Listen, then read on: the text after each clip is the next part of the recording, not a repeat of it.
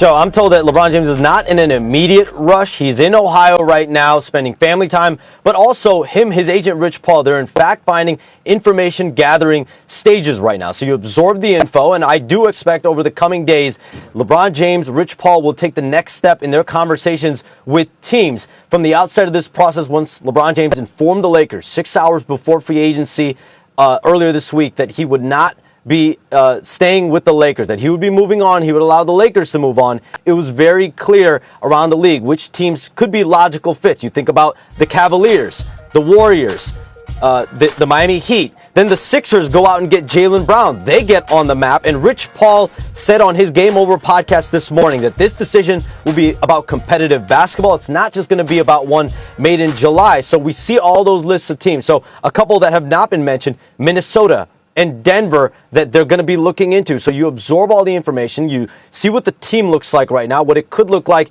during the dog days of the season in January, in a December. You think about the culture, the environment. So you look at all these rosters that Rich Paul describes and the starting fives that LeBron James could be a part of, whether it's in Cleveland, whether it's in Golden State, whether it's in Philadelphia, whether it's in Minnesota, whether it's in Denver. So right now, LeBron James, Rich Paul, they're in fact-finding mode, and over the coming days, taking the next step in conversations. It's a huge weekend around the country and maybe even the world. The rumored wedding weekend between Travis Kelce and Taylor Swift. Madison Square Garden is having the summer dreams are made of. First, the Knicks won their first championship in 53 years, and now it appears to be preparing to host the wedding of the century. So, with that in mind, I have three of the foremost wedding experts in the country. Bart Scott, Mike T, Dan Graziano here with me. Bart, we'll begin with you. Would you enjoy getting married at Madison Square Garden? No. Like, I don't get this one. Maybe this is some ultra-rich people stuff.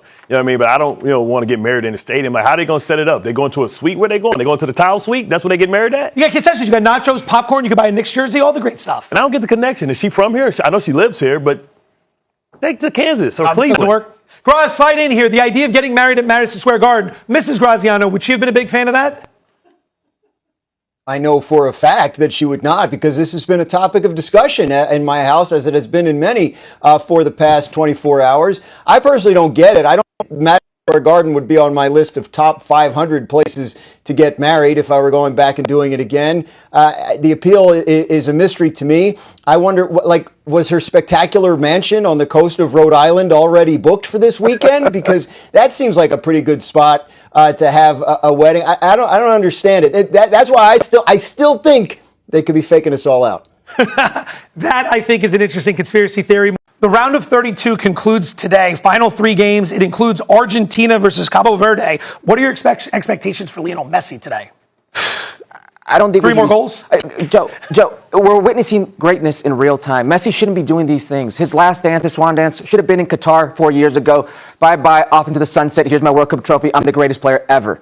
And yet here we are, 19 World Cup goals. He's leading the goal-scoring charts right now at this moment, and he's going to play against one of the Cinderella stories in Cape Verde. Vozinha, the goalkeeper, who had 50,000 Instagram followers and now has like 18 million. Expect more Messi greatness. That's what you're going to see. There's so many things, y'all, that stand out to me. Respect and money are two of the biggest things. He said, I understood the process early. You know what that says? I understand if I'm traded for Giannis Antetokounmpo. That's one of the 5 best players in the game. And then at some point, the respect went elsewhere. And I think he's talking about the perception, the discussion about him, analytics and the role that plays, the fact that teams were not lining up to trade for him, the fact that the Boston Celtics had zero problem trading him to the Philadelphia 76ers up the road, saying essentially we don't have any fear of you coming back to haunt us. That is disrespectful. I can't wait to see Jaylen Brown's first game back in Boston, what that reception is going to be, and who he's going to be going after. Tim McMahon, slide in here. That's an interesting point. The word fits is kind of what we want to focus on here. Would LeBron fit in a Philadelphia lineup that just added Jaylen Brown, sometimes has Joel Embiid, and then 2 young stars that are coming out of the woodwork, Tyrese Maxey and VJ Edgecombe? Sure, he'd fit as a third or fourth option, but LeBron is seeking basketball happiness. I don't think that is basketball happiness for LeBron James. I think he wants to go somewhere where he's going to touch the ball on more than an occasional basis. I still think Cleveland would be the best fit. You can say how much is he going to touch the ball with Donovan Mitchell and James Harden. Harden's more of a table setter now, but also we're talking about storyline. We're talking about a storybook ending. We're talking about coming home again, a full circle moment Philadelphia, even Golden State, it just would be weird to see him in a different uniform. You weren't as surprised as everyone else when you saw this go down yesterday. Why is that?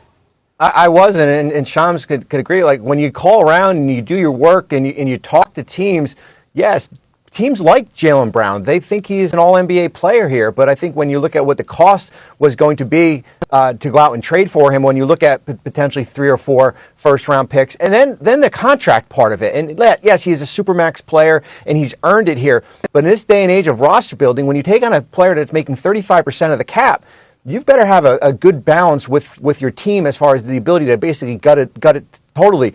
In this trade, it's a clean trade. You're trading one max player for another max player, and then you just add in the draft picks with it. They're not trading him because Paul George is someone that they view as being an all-star. I think when you look at it, and I've talked to some fun analytics folks too, and they said the thing with Jaylen Brown is they don't like his shot profile. And the shot profile is where you take your shots, how often you take them, and they view him as a low-value player in that way.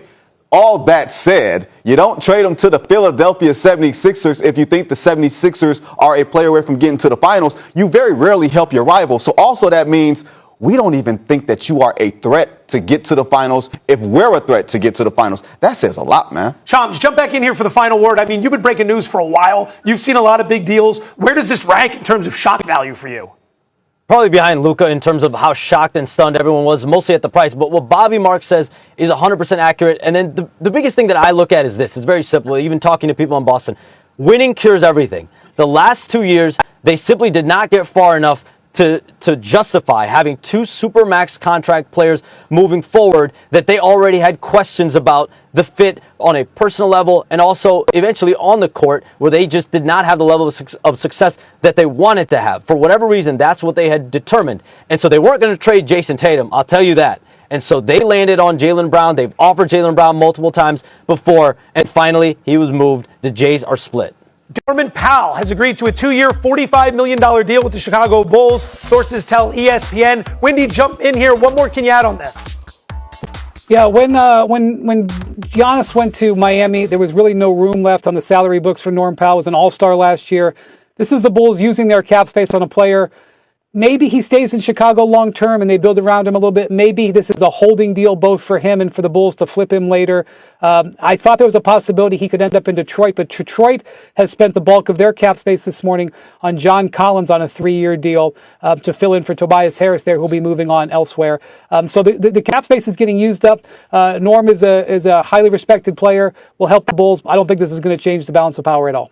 The Warriors are an option. The Cavaliers, as Tim McMahon says, are an option. Do you see either one of those as better than the other, or is there a potential other team in there? I think Miami is a potential third team. When you think about all the lessons that LeBron learned through his career, his most fruitful, the best version of LeBron was with the Miami Heat, Eric Spoelstra and Pat Riley.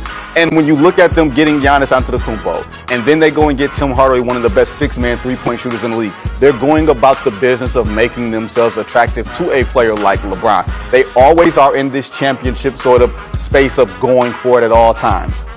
Talk about completing the circle. Didn't he do that in Cleveland already? Didn't he do that in 2016? I don't know that LeBron makes Cleveland the championship team because of some of the things that they lack that LeBron doesn't actually help them with. But with the Miami Heat, to have a guy like that to sort of glue everything together, that to me is more intriguing from a winning standpoint. Who catches your eye? I think Kyler Murray to the Vikings might be the most underrated move in the entire league, guys. When you consider what they looked like 2 years ago, Kevin O'Connell's going to scheme up layups basically like no other coach other than Sean McVay and Kyle Shanahan, okay? He comes from that tree, he knows how it works. And so now you have Kyler Murray who's going to expand the scheme with his legs, being able to manipulate the defense a little bit. J.J. McCarthy couldn't have done any of the easy stuff last year in Minnesota. Kyler Murray's going to be able to do that. I think they're going to be what they were 2 years ago, which means NFC contender. Thoughts on Kyler Murray? I mean, like, again, based on what we saw 2 years ago, functional quarterback play for this team. That's the key word. Functional quarterback play. Basic competence. Could be good enough because that defense inside that building always plays well with that crowd. They won 9 games last year, and they were terrible at the quarterback position. Love the move and the addition of Kyler Murray. The thing that scares me, or I won't say scares me, when you have 2 quarterbacks competing and they're both sharing #1 reps, you eventually need to find that guy so he can be comfortable within that offense. Kyler Murray work on the connection with Justin Jefferson, but very much to what you said, in the NFC, especially in that division, Minnesota might be the best team if Kyler Murray can regain that form, and there's a ton of potential for him to do that. I think Kyler Murray is going to start getting number 1 reps by himself Pretty on soon. about July 28th. If they start practicing on the 27th, we'll say the 28th. Non-binding. It's not July. That will. I'll send that. Call that one in. That's fine.